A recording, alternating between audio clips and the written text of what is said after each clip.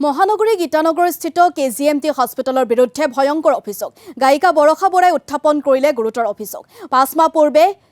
কাছেকটাত চিকিৎসালয়খনলৈ গৈছিল বৰষা বৰা চিকিৎসকে হাতত চিলাই কৰিছিল বৰষা বৰাৰ কিন্তু হাতৰ ভিতৰত সোমাই থাকিল কাছৰ টুকুৰা 5 মাহৰ পিছত পুনৰ চিলাই কৰি থোৱাৰ হাতৰ পৰা উলিয়াবলগীয়া হয় থাকি অহা কাছৰ টুকুৰা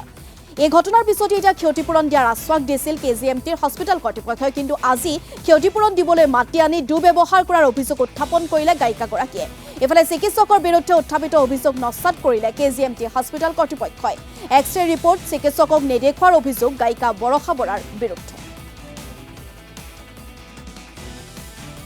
একেবাৰে গম পোৱা নাছিলোঁ যেহেতুকে তাহাঁতে এক্সৰেখন চাই পেলাই কৈছিলে যে একো নাই মানে এক্সৰে কি চাইছিলে নাজানো মই কিন্তু মই ইয়াতে আপোনাৰ ট্ৰিটমেণ্ট কৰাৰ পিছত প্ৰথম দিনা যেতিয়া এইটো হৈছে চিলাই কৰিলে চিলাই কৰাৰ পিছত মই যেতিয়া ঘৰ গ'লোঁ নেক্সট মই চিলাই কাটিবলৈকেহে আহিছোঁ তো চিলাই কাটিবলৈ আহোঁতেও তেওঁলোকে এইটোৱে কৈছে যে একো নাই একোতো থাকি যাব নালাগে ন তো নাৰ্ছো আছিলে লগত বহুত কেইজন আছিলেতো তো তেওঁলোকে কৈছে একো থাকি যাব নালাগে মইতো একেবাৰে সপোনতো ভবা নাই কিবা থাকিও যাব তো মই তেনেকৈ চলি আছোঁ কাম কৰি আছোঁ আৰু মাজে মাজে পেইন হয় বাট মোৰ কি হ'ল লাষ্ট 1.5 মাহমানৰ পৰা অকণমান এই পাৰ্টটো অকণমান ফুলা চুৱেলিং এটা মই ফিল কৰিছোঁ তো তাৰপিছত মই এনেই নৰ্মেলি ঘৰত কেতিয়াবা কওঁ যে কিবা পেইন এটা ফিল হৈ আছে বা ফ্ৰেণ্ডছক লগত থাকিলে তো তেনেকৈ মোক ডক্টৰক দেখাই পেলাই বা জাষ্ট আগতে এক্সৰে এখন কৰিবলৈ গ'লে আৰু এক্সৰে কৰি চাবলৈ দিলে তো মই এক্সৰে কৰিলোঁ এক্সৰে কৰোঁতে মোক ৰিপৰ্ট নোলাওঁতেই মোক তাৰ পৰা কৈছে যে আপোনাৰ কিবা চাৰ্জাৰী হৈছিলে নেকি তো মই কৈছোঁ চাৰ্জাৰী মানে মোৰ জাষ্ট ষ্টিচেছ কৰিছিলে 23টা ষ্টিচেছ পৰিছিলে তো তাৰপিছত তেওঁলোকে ক'লে যে কিবা এটা আছে ভিতৰত কিবা দেখালে তাৰপিছত নেক্সট ডেটো ৰিপৰ্ট পালোৱে তাৰপিছত মই ইমানেই বেছি একচুৱেলি হতাশ হৈ গৈছোঁ দেখি পেলাই বিকজ থাকিবতো নালাগিছিলে একো কাৰণ তো তাৰপিছত মই ছেকেণ্ড টাইম আৰু কৰিবলৈ ক'লে আৰু এবাৰ কৰিলোঁ ছেকেণ্ড ৰিপৰ্টখন তাৰপিছত নিবিচাৰিলোৱে কাৰণ কম্পিউটাৰত আকৌ ছেইম বস্তুৱে দেখালে যে কিবা মেটেলিক টাইপ কিবা এটা আছে তো তাৰপিছত মই একচুৱেলি আল্ট্ৰাকেৰত কৰিছিলোঁ তো ছেকেণ্ড টাইম বেলেগ এখন আল্ট্ৰাকেৰত কৰিলোঁ তাৰপিছত মই গম পালোঁ কিবা আছে তো মোৰ বন্ধু তেখেতে ৰহমান হস্পিটেলৰ অনন্ত দাসা তেখেতক ফোন কৰিলে তো তেওঁ ক'লে গ্লাছ কিবা থাকি যাব পাৰে হ'ব মই উলিয়াই দিম তাৰপিছত তেওঁৰ তাতে গ'লোঁ মানে আপুনি বিশ্বাস নকৰিব ইমান ডাঙৰ গ্লাছ